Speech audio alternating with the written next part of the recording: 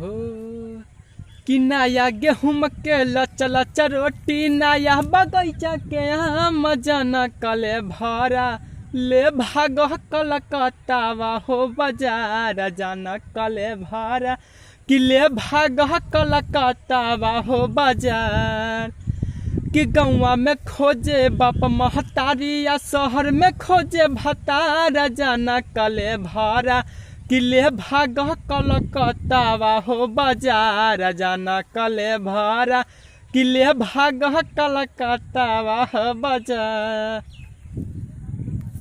कि नैहरे के यार रहे कैले खूबी प्यार रहे दिलवा पा चोट ओकरा लगल बहरी यार रहे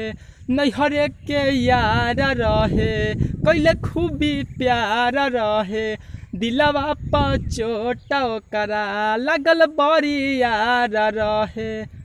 मिलते मौका सुगनी के लेके सुगा भइल बा फरार जन कले भरा अले भाग कलकत्तावा हो बाजार जाना कले भरा कि ले भाग कलकत्तावा हो बाजार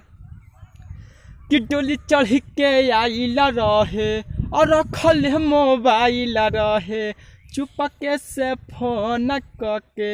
पलन हीरा चाइला रहे कि डोली चढ़ के आइल रहे और रखल मोबाइल रहे आ चुपके से फोन करके पलन हीरा चाइला रहे कि मिलते मौका सुगनी के लेके सुगा भइल बा फरार जाना कले भरा ले भाग कलकत्तावा हो बाजार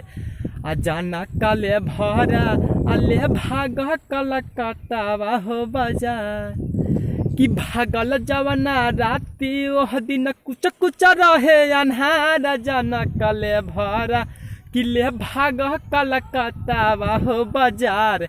कि जाना कले भरा ले भाग कलकत्तावा हो बाजार।